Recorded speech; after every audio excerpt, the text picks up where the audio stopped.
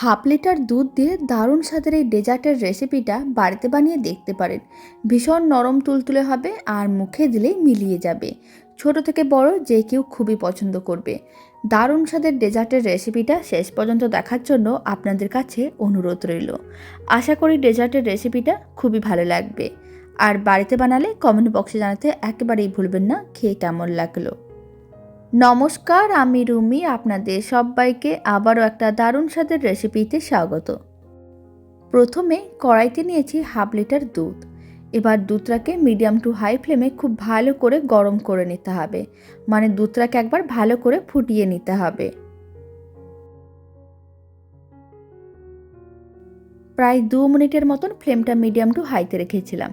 দুধটা খুব ভালো করে গরম করাও হয়ে গেছে আর ফুটিয়েও নিয়েছি। এবার ফ্লেমটা একেবারেই লোতে করে দিতে হবে। আর দুধের মধ্যে দিয়ে দিতে হবে কিছুটা পরিমাণ গুঁড়ো দুধ। এখানে আমি 50 গ্রামের মতন গুঁড়ো দুধ দিয়েছি। গুঁড়ো দুধটা খুব ভালো করে মিশিয়ে নিতে হবে। আর গুঁড়ো দুধ মেশানোর সময় ফ্লেমটা লোতেই রাখতে হবে। যদি ফ্লেমটা মিডিয়াম বা হাইতে থাকে তাহলে গুঁড়ো দুধগুলো দলা পাকিয়ে যেতে পারে। আর এইভাবে অল্প একটু গুঁড়ো দুধ দিলে ডেজার্টটা খেতে অনেক বেশি ভালো লাগবে। তাই এখানে আমি 50 গ্রামের মতো গুঁড়ো দুধ দিয়েছিলাম আর খুব ভালো করে মিশিয়েও নিয়েছি। এবার আমি এর মধ্যে দিয়ে দিচ্ছি 50 গ্রাম চিনি। যতটা আমি গুঁড়ো দুধ নিয়েছিলাম ঠিক ততটাই চিনি নিয়েছি। চিনিটাও খুব ভালো করে মিশিয়ে নিতে হবে। আর চিনিগুলো মেল্ট হওয়ার জন্য অপেক্ষা করতে হবে। আপনারা চাইলে মিষ্টির পরিমাণটা কম বেশিও করতে পারেন। যদি আপনাদের বেশি মিষ্টি খেতে পছন্দ হয় তাহলে আপনারা আরেকটু বেশি পরিমাণ চিনি দিতে পারেন। আর যদি আপনাদের কম মিষ্টি ডেজার্ট পছন্দ হয় তাহলে আপনারা কম মিষ্টিও দিতে পারেন। খুব ভালো করে এইভাবে মিশিয়ে নিতে হবে। খুব ভালো করে চিনিগুলো মেল্টও হয়ে গেছে। আর দুধটা আবারও খুব ভালো করে গরম করে এইভাবে একটু নাড়াচাড়া করে দুধটাকে 2 মিনিটের মতন রান্না করে নিতে হবে। দুধের এই ডেজার্টের রেসিপিটা খুবই কম উপকরণ দিয়ে বানানো যায় আর খেতেও ভীষণ ভালো হয়। যে কেউ খুব সহজে বানিয়ে নিতে পারবেন। আর যা ছোট থেকে বড় যে কেউ খুবই পছন্দ করবে। 2 মিনিটের মতন এইভাবে দুধটাকে আরেকটু রান্না করে নিয়েছিলাম। এবার আমি দুধের মধ্যে দিয়ে দেবো কিছুটা পরিমাণ কর্নফ্লাওয়ারের মিশ্রণ। আর ফ্লেমটা এই সময় একেবারেই লোতে করে দিতে হবে।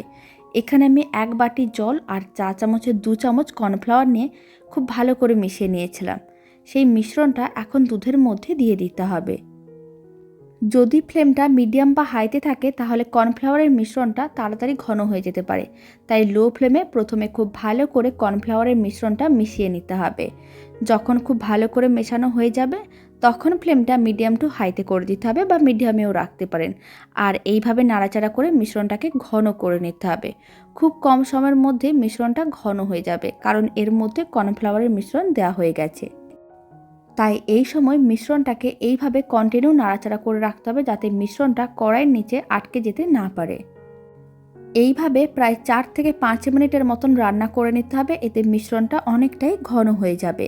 4-5 মিনিট পরে দেখাচ্ছি। 5 মিনিটের মতন রান্না করে নিয়েছিলাম। আপনারা দেখুন মিশ্রণটা আগের থেকে অনেকটাই ঘন হয়ে গেছে। এবার ফ্লেমটা অফ করে দিতে হবে। আর আপনারা এই সময় একটু চেক করে নিতে পারেন। এইভাবে কিছুটা পরিমাণ মিশ্রণ হাতার উপরে তুলে দেখে নিতে হবে। যদি মিশ্রণটা এইভাবে একটু আটকে আটকে পড়ছে তাহলে বুঝে নিতে হবে মিশ্রণটা একেবারেই রেডি। খুব বেশি আবার ঘন করা যাবে না। এইভাবেই মিশ্রণের ঘনত্বটা রাখতে হবে। এবার ফ্লেমটা অফ করে দেওয়ার পরে মিশ্রণটাকে এইভাবে কিছুক্ষণ রেখে দিতে হবে যাতে মিশ্রণের গরম ভাবটা একটু কমে যায়। এইভাবে প্রায় 5 থেকে 7 মিনিটের মতন রেখে দিচ্ছি। এই সময় বোলটা সেট করে নেব। তার জন্য যে কোনো একটা পাত্র নিতে হবে আর অল্প একটু তেল বা বাটার নিতে হবে। আর খুব ভালো করে তেল বা বাটারটা ব্রাশ করে নিতে হবে যাতে ডেজার্টটা খুব সহজে ডিমোল্ড হয়ে যায়। আপনারা যে কোনো ধরনের পাত্র নিতে পারেন। খুব ভালো করে ব্রাশ করা হয়ে গেছে। এবার আমি একটা বাটির মধ্যে বেশ কিছুটা পরিমাণ আমসত্ত্বের টুকরো নিয়েছি। এতে দেখতেও ভালো লাগবে, খেতেও ভালো লাগবে। এটা একেবারেই অপশনাল, আপনারা চাইলে দিতেও পারেন, নাও দিতে পারেন। এবার কিছুটা পরিমাণ আমসত্ত্বের টুকরো আমি এইভাবে পাত্রটির মধ্যে ছড়িয়ে দিলাম। এতে ডেজার্টটা দেখতে অনেক বেশি ভালো লাগবে। আর কিছুটা পরিমাণ আমসত্ত্বের টুকরো আলাদা করে রেখে দিতে হবে। আর যে ডেজার্টের মিশ্রণটা রেডি করে রেখেছি সেই মিশ্রণটা নিয়ে নিলাম। হালকা একটু ঠান্ডাও হয়ে গেছে। এবার খুব ভালো করে একটু মিশিয়ে নিতে হবে। আপনারা দেখুন মিশ্রণটা ঘন হওয়া শুরু করে দিয়েছে। এই সময় সমস্ত আমসত্ত্বের টুকরোগুলো, মানে বাকি যে আমসত্ত্বের টুকরোগুলো আছে সেইগুলো মিশ্রণটার মধ্যে দিয়ে আবারও খুব ভালো করে মিশিয়ে নিতে হবে। আর যখন খুব ভালো করে মেশানো হয়ে যাবে তখন মিশ্রণটাকে পাত্রটির মধ্যে নিয়ে নিতে হবে আর খুব ভালো করে সেট করে নিতে হবে। আর মিশ্রণটা হালকা গরম থাকবে এই অবস্থায় দিতে হবে, পুরোপুরি ঠান্ডা করা যাবে না, তাহলে মিশ্রণটা জমাট বেঁধে যাবে। তাই এই সময় মানে হালকা গরম অবস্থায় মিশ্রণটাকে দিয়ে খুব ভালো করে ট্যাপ করে নিতে হবে, যাতে মিশ্রণটা নিচ পর্যন্ত ভালোভাবে পৌঁছে যায় আর কোনো রকম হাওয়া না থাকে। ভালো করে ট্যাপ করে নিয়েছিলাম। এবার 2 ঘন্টার মতন ফ্রিজে রেখে দিচ্ছি। আর ডিপ ফ্রিজে কিন্তু রাখা যাবে না, নর্মাল ফ্রিজে রাখতে হবে। 2 ঘন্টার মতন ফ্রিজে রেখে দিয়েছিলাম। ডেজার্টটা একেবারেই রেডি। এবার ডেজার্টটাকে ডিমোল্ড করে নেব। তার জন্য এইভাবে একটু সাইডগুলোকে আলাদা করে নিতে হবে। আপনারা দেখুন খুব সহজে সাইডগুলো আলাদা হয়ে যাচ্ছে।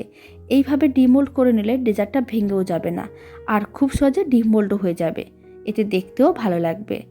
সাইডগুলো যখন খুব ভালো করে আলাদা করা হয়ে যাবে তখন একটা প্লেট নিতে হবে আর প্লেটটার মধ্যে এইভাবে একটু উল্টে নিতে হবে, তাহলেই ডেজার্টটা রেডি হয়ে যাবে।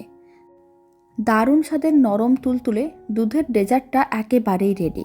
এবার আমি কেটেও দেখিয়ে দিচ্ছি কতটা সুন্দরভাবে রেডি হয়েছে আর কতটা নরম তুলতুলে হয়েছে। আর এই ডেজার্টের রেসিপিটা ভালো লেগে থাকলে আপনারা যদি ফেসবুক থেকে রেসিপিটা দেখছেন পেজটিকে ফলো করে নেওয়ার অনুরোধ রইল। ইউটিউব থেকে দেখলে চ্যানেলটি সাবস্ক্রাইব করে নেওয়ার অনুরোধ রইল। পাশে থাকা বেল আইকনটি প্রেস করে নেবেন নতুন রেসিপির আপডেট সবার আগে পাওয়ার জন্য।